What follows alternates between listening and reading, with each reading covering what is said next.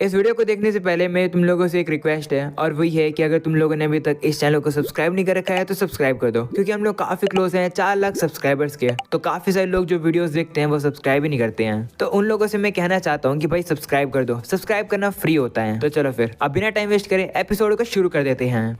Episode की शुरुआत होती है जहां पर हम लोग को अब उसी लड़की को दिखाया जाता है जिस लड़की को हम लोगों ने पिछले एपिसोड की एंडिंग में देखा था। वो कार्डिनल और बाकी कुछ सोल्जर्स के साथ अब कहीं जा रही होती है। एक सोल्जर अब कहने लगता है कि मैंने सुना है कि ये लड़की यानी कि सेंट के पास एक स्पेशल पावर है, पर मुझे तो ऐसा नहीं लगता। जिस पर दूसरा बंदा कहता है कि तुम्हें काफी जल्द पता चल जाएगा। तभी वो लोग अब देखते हैं कि उन लोग की तरफ अब काफी सारे मॉन्स्टर्स का एक झुंड आ रहा है, जो देखकर सभी सोल्जर्स अपने वेपन को बाहर निकाल लेते हैं उन लोगों से लड़ने के लिए। वहीं पर उन मॉन्स्टर्स को देखकर अब वो जो सेंट होती है वो कहने लगती है कि तुम लोगों ने होली किंगडम ऑफ ग्वालियर की शांति को बिगाड़ा है, ये तुम लोगों का गुनाह है, इसलिए मैं तुम्हें खत्म कर रही हूँ। ऐसा बोलने के बाद वो अपनी पावर को यूज करती है, जिसके बाद हम लोग अब देखते हैं कि सभी मॉन्स्टर्स के ऊपर अब एक ही बारी में एक काफी खतरनाक हमला हो जाता है, जिसमें वो सभी अब जलकर राख हो जाते हैं। ये ताकत देखकर तो कार्डिनल भी घबरा जाता है और कहता है कि सेंट तो एक अल्टीमेट वेपन की तरह है। वो सोल्जर सब देखते हैं कि जहाँ पर वो सभी मॉन्स्टर्स मरे हैं वहाँ पर अब फूल खिलने लगे हैं, जो देखकर वही सोल्जर अब कहता है कि ये कैसे हुआ। तो दूसरा सोल्जर से बताता है कि यही है सेंट की पावर, इसी पावर की वजह से हमारे नेशन शांति में है और हम लोग एल्फ के नेशन के साथ एक काफी अच्छा रिलेशनशिप बना पा रहे हैं। सेंट अपनी पावर को यूज करके अपने दुश्मनों को राख बना देती है और फिर वो उनके लिए फूल ले आती है। ये सेंट इस कॉन्टिनेंट की 7 ग्रेट सेवियर सेंट में से एक है, जिनका नाम है सोलिना। जिसके बाद अब सेंट कार्डिनल से कहने लगती है कि मैंने आपसे कोई बात कही थी यहाँ पर आते हुए। तो कार्डिनल कहता है कि कौन सी बात। जिस पर सेंट कहती है कि मैंने आपको बताया था ना कि आकाश लैंड के अंदर कुछ न कुछ तो हो रहा है, हमें वहाँ पर इन्वेस्टिगेशन करने के लिए किसी को भेजना होगा। तो वो कार्डिनल कहता है कि हम लोग ऐसा नहीं कर सकते हैं, क्योंकि वो आकाश लैंड डार्क कॉन्टिनेंट के अंदर आता है, वहाँ पर जाना खतरा है। सेंट्रल कभी भी परमिशन नहीं देंगे हमारे लोगों को वहाँ पर जाने के लिए और इन्वेस्टिगेशन करने के लिए। तो सेंट कहती है ठीक है, तो फिर मैं वहाँ खुद ही चली जाती हूँ। जो सुनकर कार्डिनल कहता है कि नहीं, आप ऐसा नहीं कर सकती हो, आप भूलो मत, अब आप वो विलेज वाली लड़की नहीं रह गई हो। वहीं सेंट अब भी उसकी बात नहीं मानती है। तो कार्डिनल कहता है ठीक है, मैं अपने ही कुछ सोल्जर्स को वहाँ पर भेज दूंगा। ऐसा बोलने के बाद वो वहाँ से चला जाता है। वहीं पर सेंट अब कहने लगती है कि मुझे सभी लोगों को बचाना होगा। अगले सीन में बातों को दिखाया जाता है जो कि सभी एल्फ को अब कंस्ट्रक्शन करने के लिए कह देती है। वो सभी लोग भी कंस्ट्रक्शन करने के लिए काफी एक्साइटेड है, वो भी अब काम करने के लिए चले जाते हैं। दूसरी तरफ दिखाया जाता है कि उन लोगों ने अब ईरा के लिए एक सिंहासन बना दिया है, जिसे ईरा देख रहा होता है और उसे वो जगह काफी अच्छी लग रही होती है।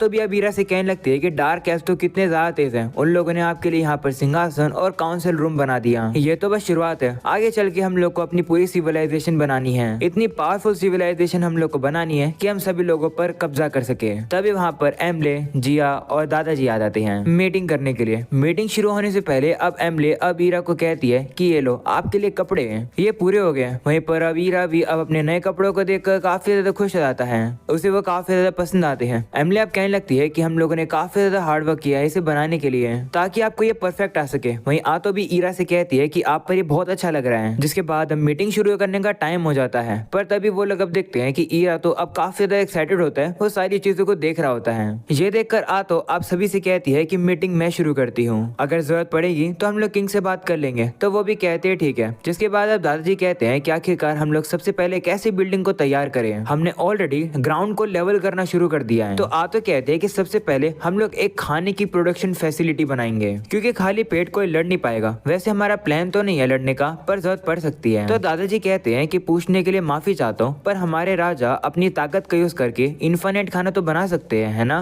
तो फैसिलिटी बनाने की क्या जरूरत है। जिस पर तो कहती है कि वो एक किंग है, सारा काम उन्हीं से ही कराओगे क्या, और वैसे भी हम लोग को अपने डोमेन को और भी एक्सपेंड करना है, तब हम लोग खाने का बंटवारा कैसे करेंगे। जिस पर दादाजी कहते हैं कि हाँ तुम सही कह रही हो, माफ करना ये पूछने के लिए। तो कहती है कोई बात नहीं, कम से कम तुम्हें समझ तो आ गया। ऐसा बोलने के बाद वो उन लोग के सामने एक प्लांट रख देती है, जो कि बोलता भी है। वो सभी से कहता है कि सभी से मिलकर अच्छा लगा। वहीं सभी लोग इस क्रिएचर को देखकर काफी हैरान हो जाते हैं और पूछते हैं कि ये क्या है। तो उन लोग को बताती है कि ये फ्लैश ट्री है। ये सुनकर उन लोग को अभी समझ नहीं आता है कि आखिर ये है क्या। तो वो उसे बताती है कि ये हमारी सिविलाइजेशन का फूड प्रोडक्शन फैसिलिटी है। इस पेड़ के ऊपर मीट उगेगा जिसे खाया जा सकता है। वो मीट काफी ज्यादा न्यूट्रिशियस भी होता है। वहीं ईरा तो इस प्लांट को देखकर कहता है कि देखने में तो ये ईवल लग रहा है। वहीं पर अब दादाजी कहते हैं कि ऐसे भी कुछ लोग हैं जो कि मीट खाना पसंद नहीं करेंगे। तो आतो कहती है कि हाँ मुझे पता है, पर हम लोग बस इन ट्री को शुरुआत के लिए लगा रहे हैं। तो ईरा भी कहता है हाँ सभी लोगों की नापसंद और पसंद होती है, जैसे कि वो वेजिटेरियन है और नॉन वेजिटेरियन है। आतो अब कहने लगती है कि हम लोग को हंटिंग करने की भी जरूरत पड़ेगी इसे मैनेज करने के लिए, और साथ में खाने को स्टोर करने की जगह भी बनानी होगी। जो सुनकर एमले कहती है कि ये काम मैं कर दूंगी। तो आतो भी कहती है ठीक है। वो अब सभी से कहती है कि हमारा जो अगला एजेंडा है वो है हमारी रिसर्च। वो कहती है कि क्योंकि हमारा नेशन काफी ज्यादा छोटा है इसलिए हमें जल्दी से जल्दी लेटेस्ट टेक्नोलॉजी को पाना होगा। जिस पर दादाजी कहते हैं कि सबसे पहले हमें कौन सी टेक्नोलॉजी को प्रायोरिटाइज करना चाहिए। तो वो कहती है कि ये तो काफी ऑब्वियस है, हम लोग का सबसे पहले मैजिक टेक्नोलॉजी पर निर्भर होना होगा। ये सुनकर ईरा तो काफी एक्साइटेड हो जाता है। वहीं दादाजी कहते हैं कि मुझे भी मैजिक से काफी एक्साइटमेंट होती है इसलिए मैं भी एक्साइटेड हूँ। वह पूछता है कि सबसे पहले हमें कौन से तरीके के मैजिक को रिसर्च करना होगा। तो आ तो बताती है कि सबसे पहले हम मिलिट्री मैजिक को फोकस करेंगे, क्योंकि जो नॉर्मल मैजिक होता है उसका यूज करके सिर्फ कुछ ही लोगों के ऊपर एक ही बारे में हमला किया जा सकता है। जो सुनकर दादाजी कहते हैं कि ये काम मैं काफी आसानी से कर सकता हूँ। तो आ तो कहती है हाँ, लेकिन दूसरी तरफ जो मिलिट्री मैजिक होता है उसका यूज करके तुम पूरी आर्मी के ऊपर काफी ज्यादा हमले कर सकते हो। ये कह सकते हो कि तुम एक ही बार में 1000 लोगों के ऊपर हमला कर सकते हो, और तुम मिलिट्री मैजिक का यूज करके जमीन को भी अपने हिसाब से हिला सकते हो अपने फायदे के लिए।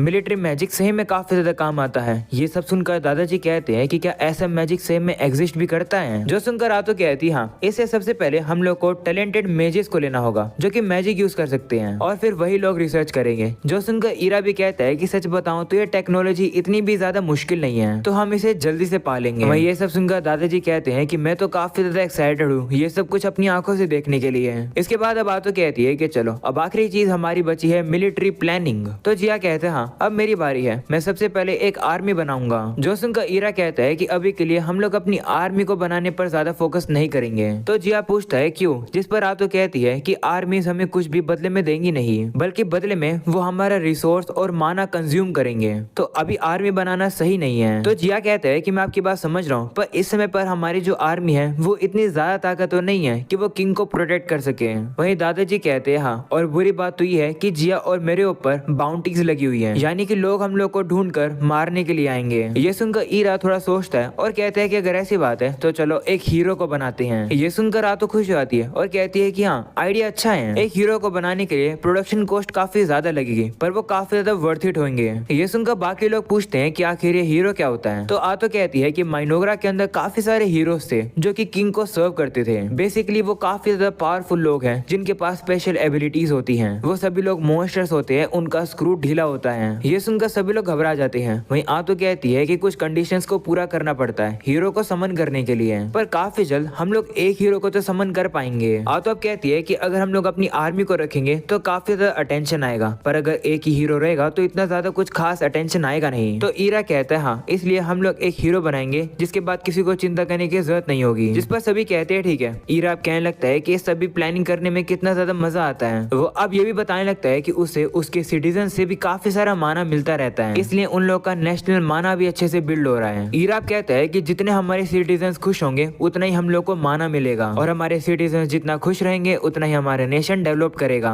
इसलिए मैं अपने सिटीजन को काफी ज्यादा खुश रखूंगा। अगले सीन में हम लोग अब एक सोल्जर को देखते हैं जो कि चर्च में प्रे कर रहा होता है। हमें पता चलता है कि इस बंदे का नाम है लोनियस। तभी वर्डल नाम का बंदा आ जाता है और कहता है कि चलने का समय हो गया है, तुमने प्रे कर लिया हो तो जल्दी से चलो। तभी वर्डल देखता है कि लोनियस ने एक रिंग पहन रखी है नेकलेस के तौर पर। वो उसे कहता है कि तुम अपनी वेडिंग रिंग को एक प्रोटेक्टिव चार्म की तरह यूज कर रहे हो। वैसे तुम्हारी एक बेटी भी है ना, तुम्हारी बेटी और तुम्हारी वाइफ का नाम क्या है? तो वो कहता है कि मेरी वाइफ का नाम मार्शा है और बेटी का नाम मीना है। ये सुनकर वर्डल कहता है कि हम लोग काफी दिनों तक अब ट्रैवल करने वाले हैं और मैं तुम्हें तब चिढ़ाऊंगा जब तुम अपनी बेटी और वाइफ का नाम सपनों में लोगे। तो वहीं लोनियस अब सोचता है कि वर्डल के बारे में मैंने काफी अफवाहें सुनी है कि उसे अच्छे से बात करनी नहीं आती है, उसके अंदर मैनर्स नहीं है, पर उसकी स्किल काफी कमाल की है। वर्डल अब कहने लगता है कि आखिरकार वो लोग हमें डार्क कॉन्टिनेंट में क्यों भेज रहे हैं। तो लोनियस कहता है कि सोलिना को कुछ वहाँ पर गड़बड़ लग रही है, इसलिए हम लोग को वहाँ पर इन्वेस्टिगेशन करने के लिए भेजा जा रहा है कार्डिनल के द्वारा। अगर हम लोग इस काम में सक्सेसफुल होते हैं तो हमें प्रमोशन भी मिल सकता है, और अगर हम फेल हो गए तो हमारा डिमोशन कर दिया जाएगा। लोनियस अब सोचता है कि वैसे ये काफी रेयर होता है बॉर्डर के बाहर जाकर इन्वेस्टिगेशन करना।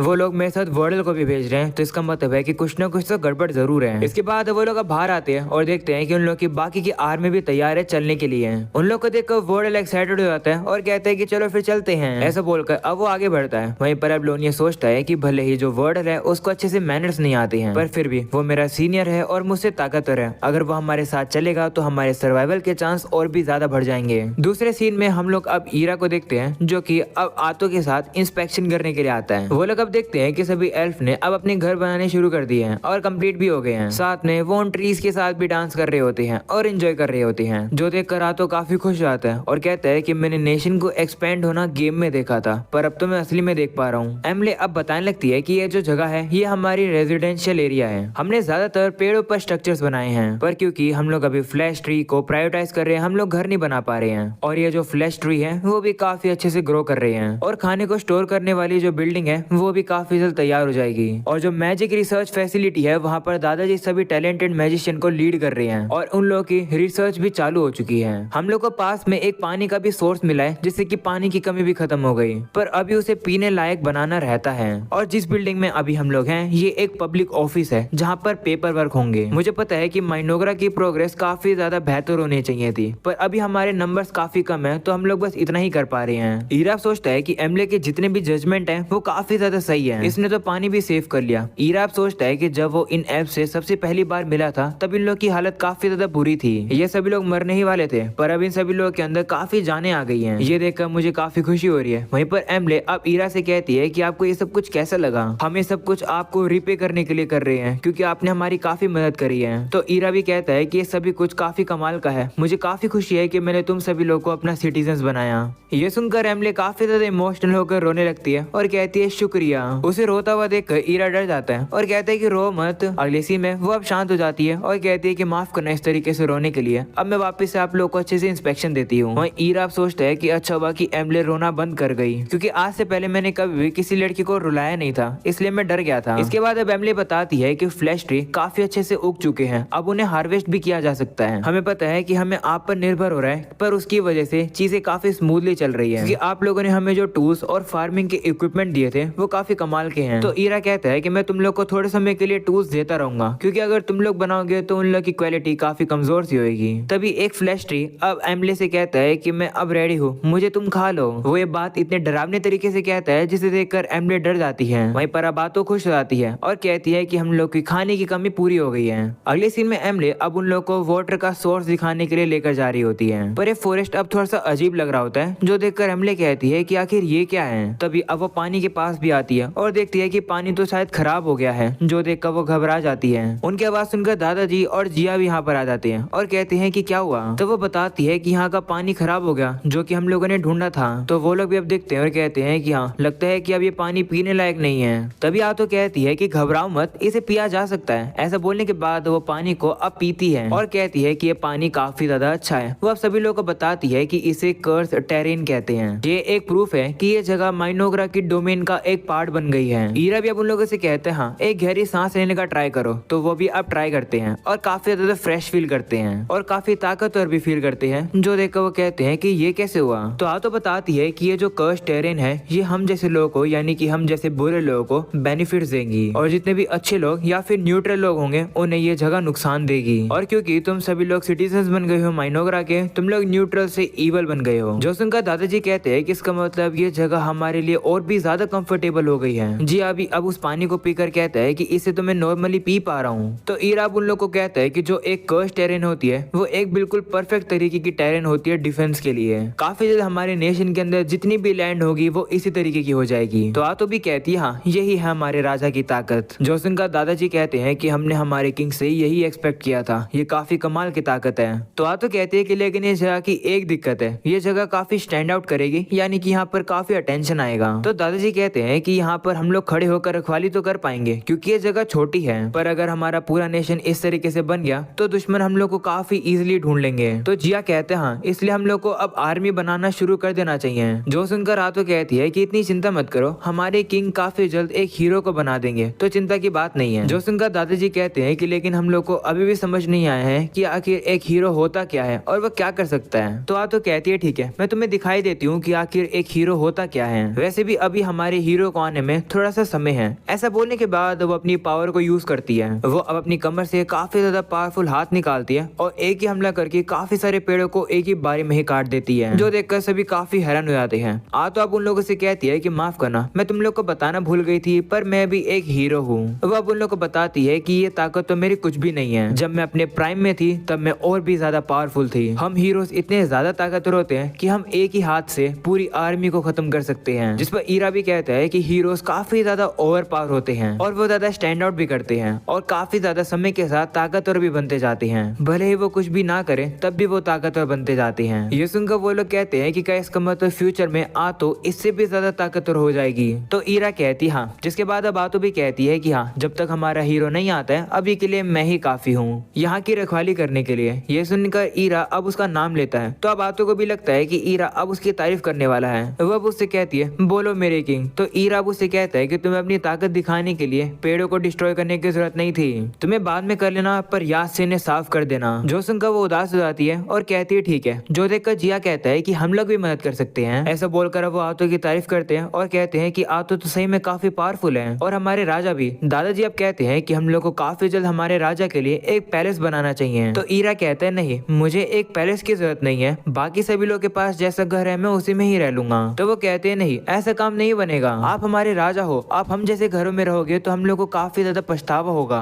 प्लीज हमें आपके लिए पैलेस बनाने दो। वहीं पर अब ईरा सोचने लगता है। जो देखकर आतो अब उससे कहती है कि पैलेस को बनाने में कॉस्ट तो आएगा पर बदले में हम लोग को रिसोर्सेज भी मिलेंगे और पैलेस बनने से सिटीजन्स की खुशी भी बढ़ जाएगी। जो सुनकर ईरा कहता है कि ठीक है फिर एक पैलेस बना दो। जो सुनकर सभी लोग काफी खुश आते हैं और कहते हैं कि ठीक है। तभी ईरा कहता है कि वैसे मैं चाहता हूँ कि एक दिन मेरा उड़ने वाला कैसल बने। जो सुनकर आतो कहती है कि ये तो एक नेशनल लेगेसी है ना, जो कि मैक्स सिटी लेवल की होती है। वहीं एमलिया पूछती है कि आखिर ये फ्लोटिंग कैसल क्या होता है। तो आतो बताती है कि ये एक ऐसा कैसल होता है जो कि आसमान में उड़ता है। ये सुनकर दादाजी और जिया काफी हैरान हो जाते हैं और कहते हैं क्या ऐसी भी चीज एग्जिस्ट करती है। वहीं एमली कहने लगती है कि हमारे किंग जो भी बात करते हैं वो सच होती है, तो इसका मतलब फ्लाइंग सिटी भी एग्जिस्ट करती है। जिया और दादाजी फिर से काफी ज्यादा खुश हो जाते हैं और ईरा को बाव करते हैं और कहते हैं कि हम फिर से कसम खाते हैं कि हम आपको अच्छे से सर्व करेंगे। जो देखकर ईरा भी काफी खुश हो जाता है और कहते हैं कि हमारा नेशन काफी अच्छे से बन रहा है। चलो इसी तरीके से हार्डवर्क करते रहते हैं। अगले सीन में अब वापस से लोनियस और वर्डल को दिखाया जाता है जो कि अकेले ही मॉन्स्टर्स को खत्म कर रहे होते हैं। जो देखकर बाकी के लोग कहते हैं कि हम लोग को तो कुछ करने की जरूरत ही नहीं है। वहीं लोनियस मन में कहता है कि मैं होप करता हूँ कि हमारी जर्नी काफी ज्यादा सेफ रहे और अच्छे से हो जाए।